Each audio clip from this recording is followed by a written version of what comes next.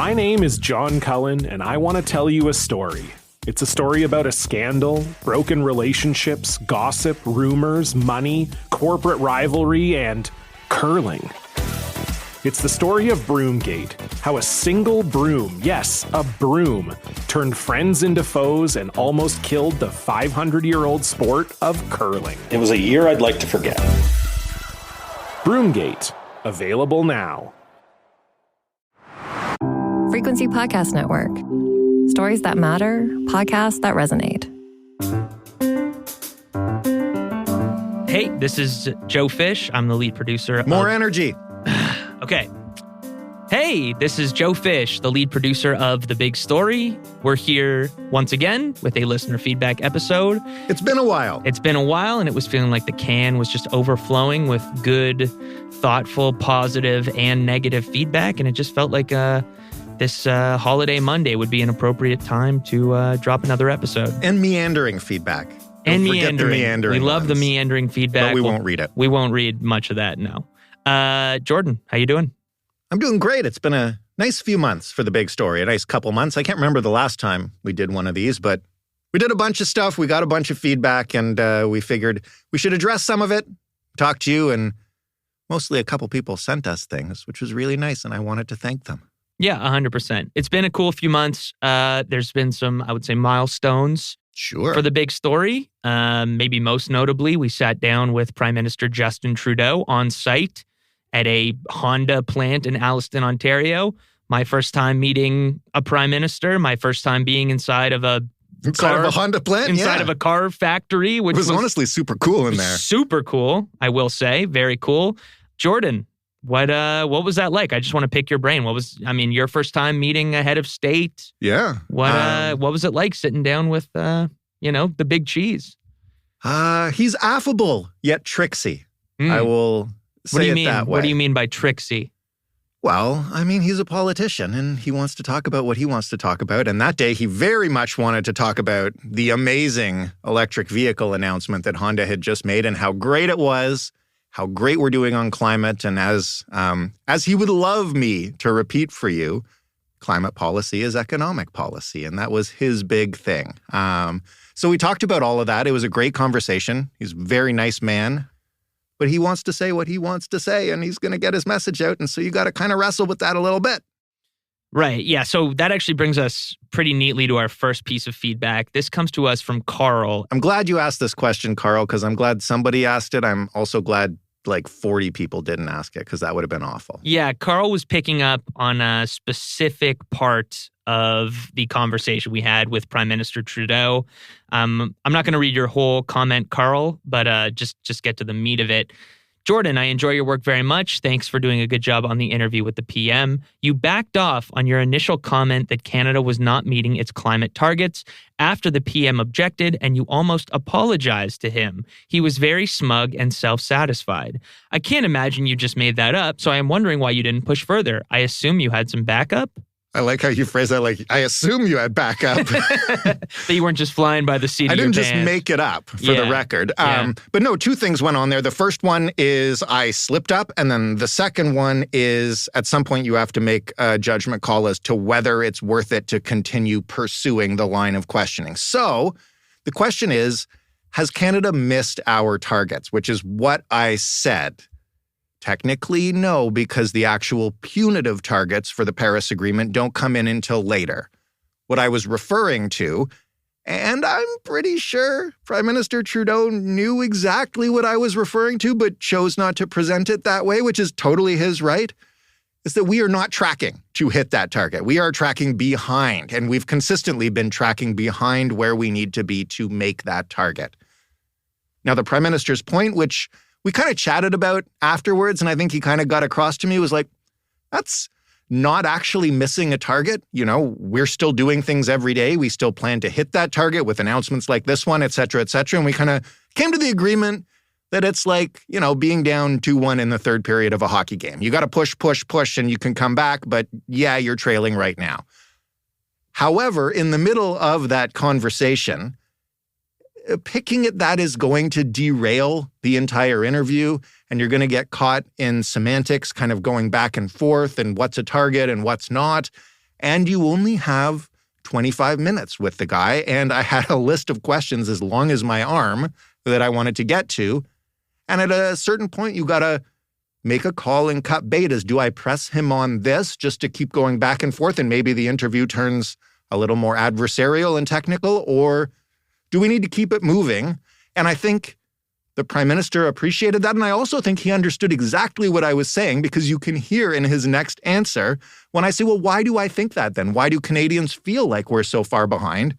And he gets it. He knows we're far behind. His point is just like, well, we haven't actually missed anything yet. And so Prime Minister Trudeau was technically correct, which is, as we all know, the very best kind of correct.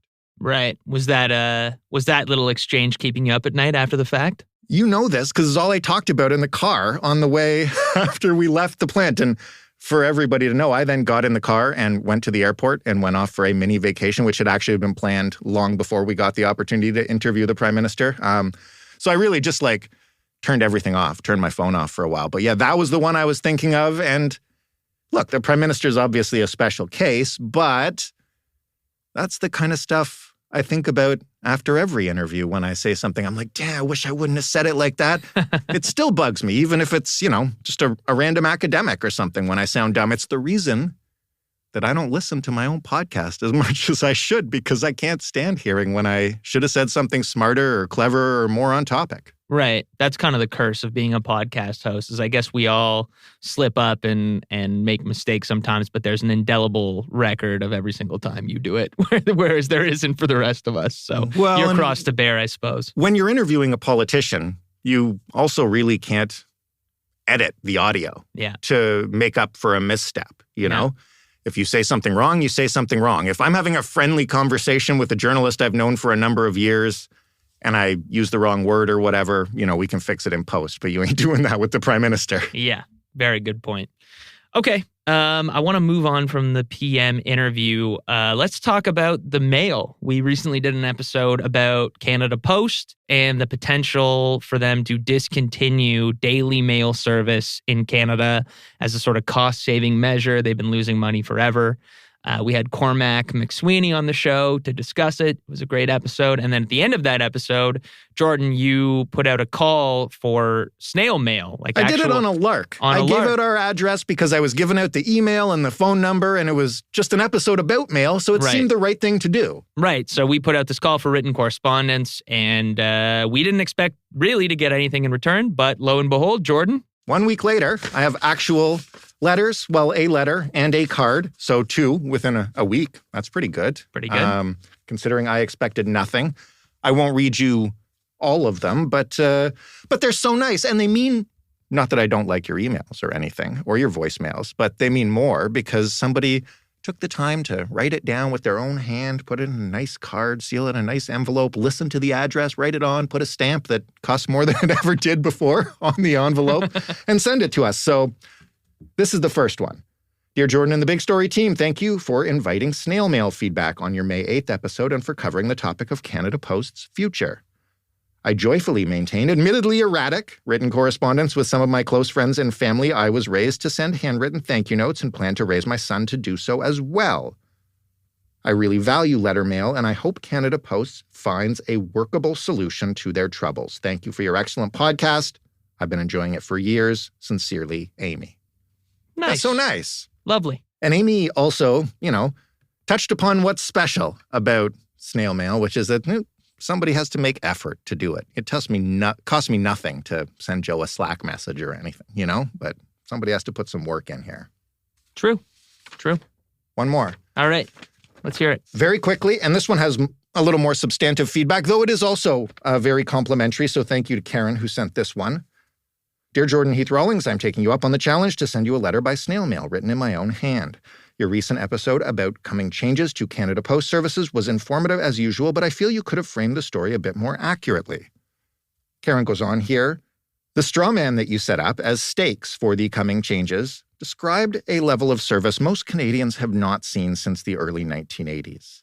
People in suburban communities have been collecting their mail from super boxes since 1986. Rural customers have had partial service even longer than that. Since the 1980s, Canada Post has shut down more than 1,700 post offices in small communities. Your story should have been about how this is just the most recent instance in the ongoing erosion of services. Maybe we were a little urban-centric with that one. Yeah, fair enough. I mean, I did know about the super boxes, obviously, because there are even some in my neighborhood in those kind of housing complexes, right? Yeah.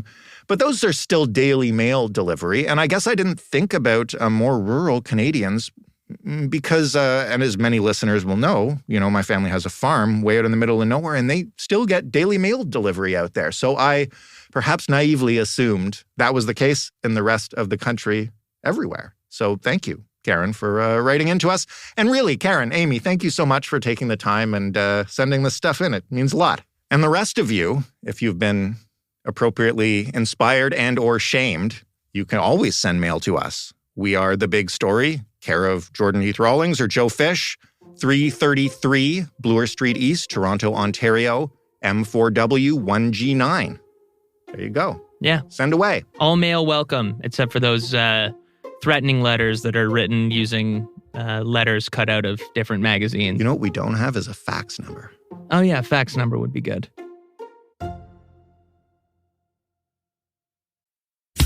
My name is John Cullen, and I want to tell you a story. It's a story about a scandal, broken relationships, gossip, rumors, money, corporate rivalry, and curling. It's the story of Broomgate, how a single broom, yes, a broom, turned friends into foes and almost killed the 500-year-old sport of curling. It was a year I'd like to forget. Broomgate, available now. Let's move on here. We recently concluded a 3-episode series called Paydirt, which was the inside story of the Ontario Greenbelt scandal. It was hosted by Emma McIntosh, an extremely talented reporter at the Narwhal, who personally broke a lot of the stories that we covered within the podcast. This comes to us from a listener named Hetty. I'm sorry if I'm pronouncing that wrong. Hello, I'm writing to offer congratulations on your excellent 3-part series, Paydirt. There's something powerful about taking a step back on a story that unfolded incrementally over many months and years and summarizing with important context. Although I followed the Greenbelt scandal from the beginning, your episodes included a lot of added value. I particularly enjoyed the candid interviews with journalists. And then later on, Hetty says, I would like to offer one small piece of constructive feedback on Paydirt. I think your host should have avoided referring to Bonnie Lysyk by her first name. Everyone else in the series was referred to by their last name, and consistency is important. I know Joe wants to say something about this. I want to say that I was extremely excited to receive this piece of feedback because this was a point of contention for us. We debated this pretty hotly about how we should refer to Bonnie Lysyk. The reason we referred to Bonnie by her first name is because on top of being a character in the story we were telling, she actually took part in the podcast and joined us in studio. So because of that, we felt like using her first name might be appropriate, but we did go back and forth. I think there are pros and cons to each. And Hetty, I think your point is entirely valid, and thank you for listening. The other thing I liked about this is that she said, although I followed the Greenbelt scandal from the beginning, your episodes included a lot of added value. And I think that was exactly the point of the series. So, Jordan, is there more coming down the pipeline? Yeah, well, we made it TBS Presents, and we're not going to present just one thing and then go away. So, there's absolutely more coming down the pipeline. First, I want to give a shout out to Joe right here, to Steph Phillips, who is our showrunner, who previously, you may remember, lead producer on The Big Story. And of course, to Emma McIntosh, as Joe mentioned, stellar journalist. Those are the people that put this together. I didn't have much to do with it. I think it's a great idea. I listened to all the episodes before you did. They sounded amazing. And yeah, I just congrats to them. It's one of the things that we want to do with TBS Presents is find the right people to tell the right stories in depth. And I think we really did that. And now I'm jealous and now I want to do one. So now I'm going to do one. We might have something for you this summer. We will definitely have something for you this fall. We were sitting down together right before we sat down to record this, planning out what an episode structure could look like for the next TBS Presents. And I will absolutely not tell you what it's about. Okay. So I want to move on here to an episode that sparked some of the most feedback we've seen in quite a long time. Since the last time we covered the same issue. Yes. Let's be real. That's an extremely fair point. So we did an episode recently where Justin Ling came on with us, having just gotten back from New York and going to the Columbia student protests in support of Gaza. You know, Justin came on and spoke about what he saw. He also touched on, to a lesser extent, the proliferation of protest encampments at schools across Canada. I'm not going to actually get into the feedback. There was a lot of it. I'm not going to read from any specific pieces. Some were positive. There were people who did really like the episode.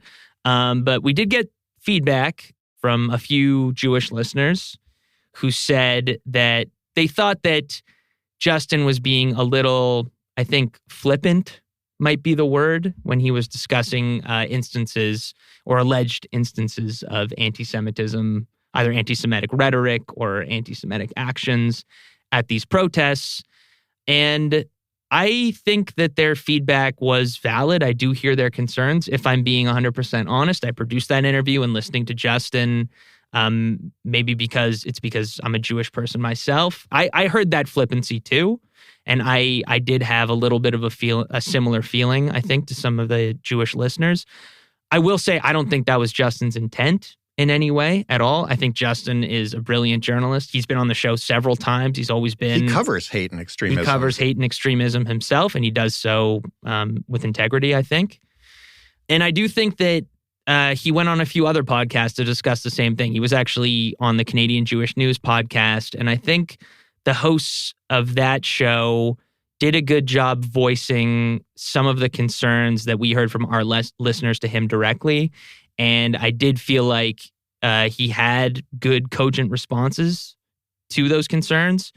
And I feel like that was a great, productive conversation. So, I mean, not to plug another podcast on our podcast. I think that host did a great job. No. That's not what I'm saying at all. But I think, you know, those were two Jewish people, and they also felt those concerns clearly. And I thought it was a really productive conversation. I really enjoyed listening to it. So I think anyone that had those concerns, I think they should go hear him on that show. I think they would benefit from it. Wow, free advertising. Yeah, you're welcome, Canadian Jewish News, who I should say I've actually done some freelance writing for in the past. Okay. So there you go. Listen, I am obviously not Jewish and not equipped to parse where that line is, and I imagine that it is different for everyone, for every Jewish person.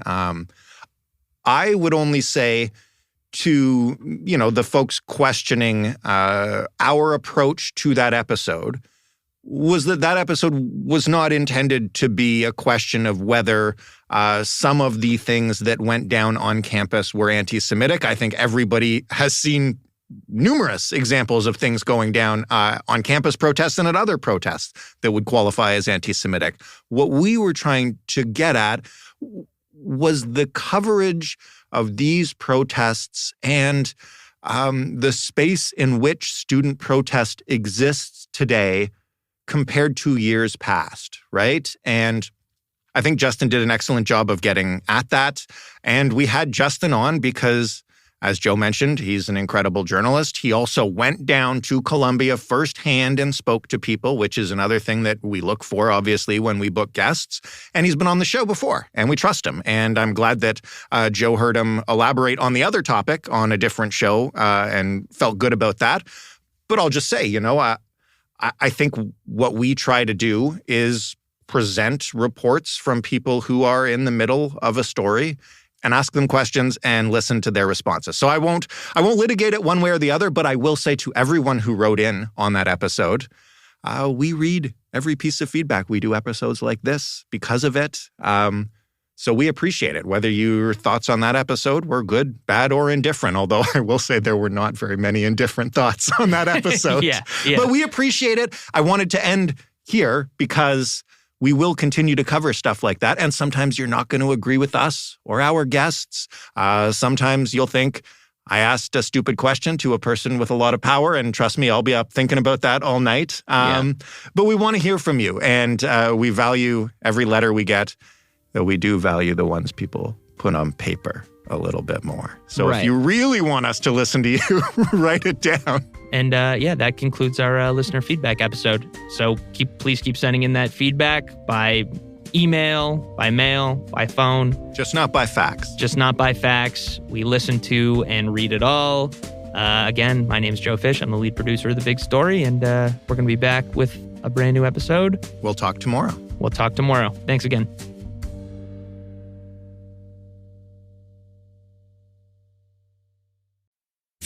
My name is John Cullen, and I want to tell you a story. It's a story about a scandal, broken relationships, gossip, rumors, money, corporate rivalry, and curling. It's the story of Broomgate, how a single broom, yes, a broom, turned friends into foes and almost killed the 500-year-old sport of curling. It was a year I'd like to forget. Broomgate, available now.